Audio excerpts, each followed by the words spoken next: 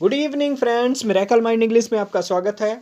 हम इंजॉय कर रहे हैं हमारा सेशन 10 का डोज लगेगा रोज, और यह 10 का डोज लगेगा रोज का 25th डे है। सो प्रीवियस वीडियोज अगर आप किसी कारण से नहीं देख पाए हैं तो आप उन वीडियोज को जरूर देखते रहिएगा, क्योंकि वोकैबुलरी है तो इंग्लिश है। अगर आपकी वोकैबुलरी अच्छी है तो आप इंग्लिश में अच्छे हो जाएंगे। So keep enhancing your vocabulary, अपनी वोकैबुलरी को अच्छा करते रहिएगा और बने रहिएगा हमारे साथ मिरेकल माइंड इंग्लिश में। तो चलिए बढ़ते हैं हमारे सेशन की तरफ और लेते हैं आज का पहला वोकैब। और हमारा आज का पहला वोकैब है डेलीटीरियस। डेलीटीरियस, DELETERIOUS।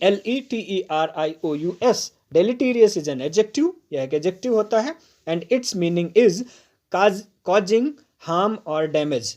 कॉजिंग हार्म और डैमेज, ऐसी कोई चीज़ जो नुकसान पहुंचाती है या डैमेज करती है उसको बोलते हैं डेलीटीरियस। हिंदी में कहते हैं हानिकारक या घातक, या आप कहेंगे विषैला। जो हानिकारक, घातक या विषैला, इसका हिंदी हो जाएगा। इसके दूसरे सिनोनिम हो जाएंगे हार्मफुल, आप कहेंगे डैमेजिंग, या आप कहेंगे detrimental. So harmful, damaging and detrimental इसके सिनोनिम्स हो जाएंगे।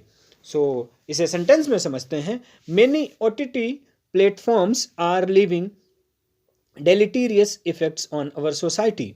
बहुत सारे OTT जो प्लेटफॉर्म्स हैं, जो वेब सीरीज़ लॉन्च करने वाले जो प्लेटफॉर्म्स होते हैं उनको OTT प्लेटफॉर्म्स बोला जाता है। So many OTT platforms are living, छोड़ रहे हैं, डेलीटेरियस इफेक्ट मीन्स हानिकारक इफेक्ट ऑन आवर सोसाइटी, हमारे समाज पर।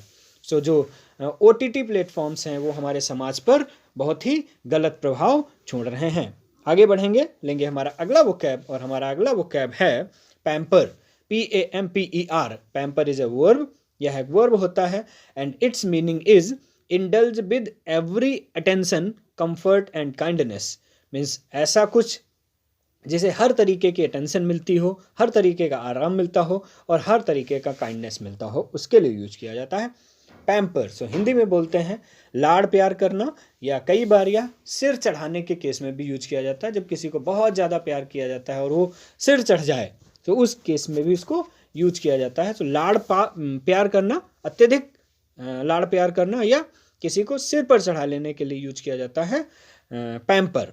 सो इसके दूसरे सिनोनिम हो जाएंगे डैंडल, DANDLE, या पेट या नरिस। नरिस, पेट और डैंडल इसके सिनोनिम हो जाएंगे। सो हम इसे सेंटेंस में समझते हैं। Every child is pampered by its grandparents. Every child is pampered, हर बच्चे को लाड़ प्यार किया जाता है बाय इट्स ग्रैंड पेरेंट्स, उसके ग्रैंड पेरेंट्स के द्वारा। तो ग्रैंड पेरेंट्स जो है वो बच्चे को बहुत लाड़ प्यार करते हैं। आगे बढ़ेंगे, लेंगे हमारा अगला वोकैब, और हमारा अगला वोकैब है dilapidation. DILAPIDATION, dilapidation. So dilapidation is a noun, यह एक नाउन होता है, and its meaning is state of ruins, बर्बादी की स्थिति। हिंदी में कहेंगे क्षय, या कहेंगे नाश, या कहेंगे जीर्णावस्था। जब किसी चीज़ का नाश हो जाता है, क्षय हो जाता है, या वो जीर्ण अवस्था में पहुंच जाता है, तो उसे इंग्लिश में बोला जाता है डिलैपिडेशन। सो इसके सिनोनिम हो जाएंगे डिके, वेस्ट, डूम, या destruction.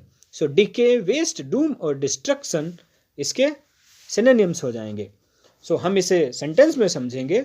This mill is now in a state of dilapidation. So यह जो मिल है वह स्थिति में पहुंच गया है, डिलैपिडेशन में जीर्ण, छीण या नाश की। सो यह जो मिल है वो अपने क्षय की स्थिति में पहुंच गया है।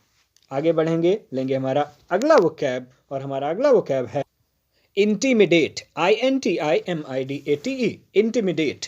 Intimidate is a verb, intimidate एक वर्ब होता है, and its meaning is threaten.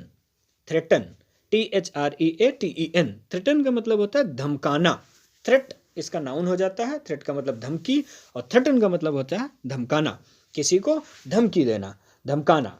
सो इसके दूसरे सिनोनिम हो जाएंगे डॉन्ट, या आप कहेंगे टेरिफाई, या आप कहेंगे bluster. So bluster, terrify and don't जो है उसका सिनोनिम हो जाएगा। सो इसे सेंटेंस में समझेंगे। He tries to intimidate his rivals. He tries, वह प्रयास करता है, इंटिमिडेट में धमकाने का, हिज राइवल मीन्स अपने विरोधियों का, वह अपने विरोधियों को धमकाने का प्रयास करता है। आगे बढ़ेंगे, लेंगे हमारा अगला वोकैब, और हमारा अगला वोकैब है डिसडेन। DISDAIN, डिसडेन को हम दोनों तरीके से यूज करते हैं। सो यह जो शब्द है वह वर्ब और नाउन दोनों तरीके से यूज होता है।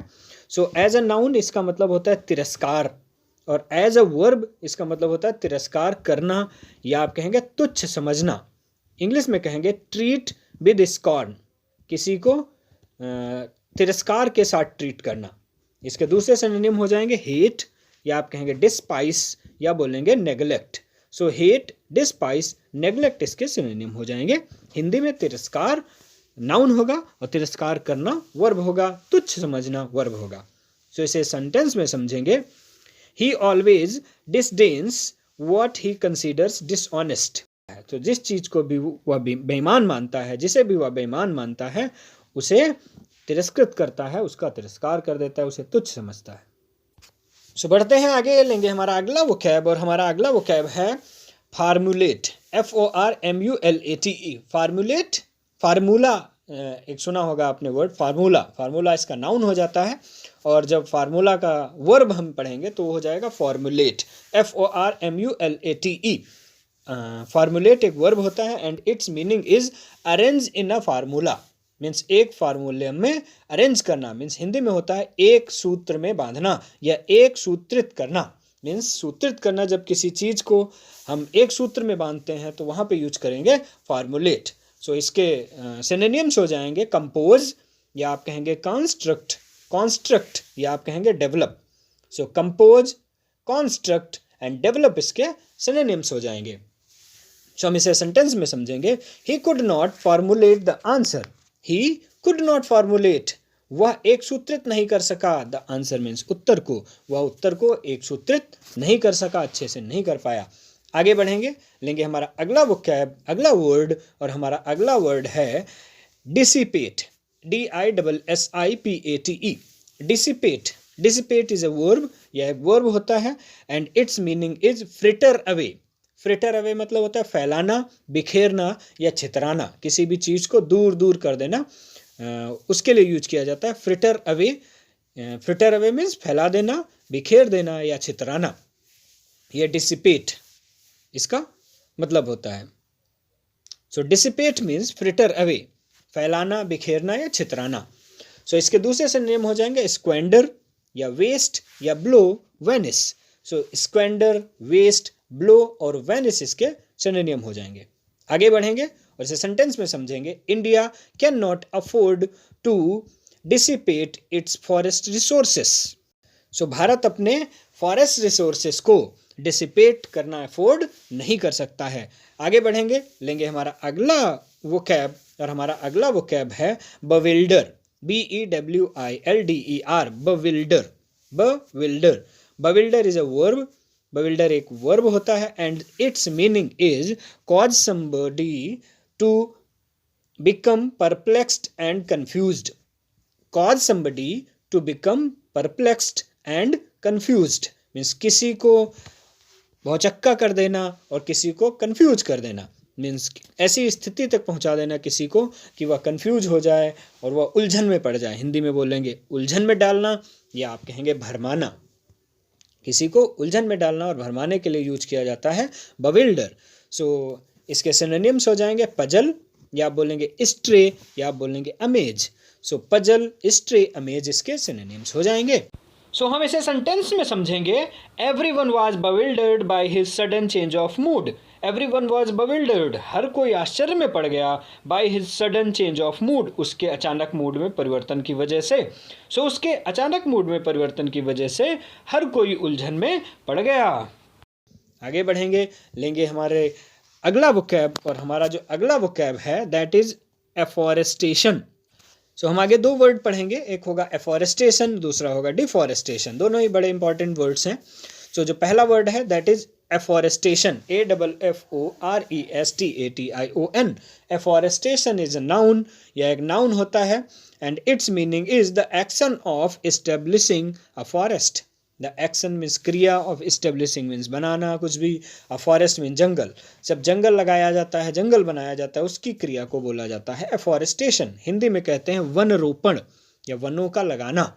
जब वनों को लगाया जाता है, वनों को रोपित किया जाता है, बहुत सारे जो पेड़ हैं, पौधे हैं, उनको एक साथ लगा करके बड़ा किया जाता है, तो उन्हें बोला जाता है वनरोपण कहेंगे आप। वृक्षारोपण के लिए भी इसको यूज किया जा सकता है, एफॉरेस्टेशन को। सो हम इसे सेंटेंस में समझेंगे। Afforestation is needed to balance our environment. जो वृक्षारोपण की आवश्यकता है, वनारोपण की आवश्यकता है, टू बैलेंस अवर इन्वायरमेंट, हमारे पर्यावरण को बैलेंस करने के लिए। पर्यावरण को बैलेंस करने के लिए एफॉरेस्टेशन रिक्वायर्ड है। आगे बढ़ेंगे, लेंगे हमारा अगला वोकैब, और हमारा अगला वोकैब है डिफॉरेस्टेशन। एफॉरेस्टेशन का एंटोनियम है डिफॉरेस्टेशन। सो डिफॉरेस्टेशन, DFORESTATION, डिफॉरेस्टेशन, ये भी एक नाउन होता है। And its meaning is the action of cleaning a wide area of trees. ये क्या था? वो ऊपर वाला वर्ड था action of establishing a forest, और ये क्या होगा? The action of cleaning a wide area of trees, means एक बहुत बड़े एरिया को जहाँ पे पेड़ पौधे हों उसको साफ कर देना, वनों की कटाई। हिंदी में क्या कहेंगे? डिफॉरेस्टेशन को वनों की कटाई। वो वनों का रोपण था, ये वनों की कटाई है। एफॉरेस्टेशन एंड डिफॉरेस्टेशन दोनों ही अच्छे वर्ड्स हैं, याद हो जाएंगे। सो वनों की कटाई मीन्स डिफॉरेस्टेशन। सो हम इसे सेंटेंस में समझेंगे। Deforestation causes floods and drought. Deforestation causes, deforestation कारण है floods and drought का। floods means होता है बाढ़, और drought का मतलब होता है सूखा। सूखा और जो बाढ़ आती है, उन दोनों का ही कारण वनों की कटाई है। मतलब वनों को काटने से बाढ़ और सूखा दोनों ही आते हैं। So thanks for watching this video. Keep learning, keep enjoying, और बने रहें हमारे साथ मेरे कल माइंड इंग्लिश में।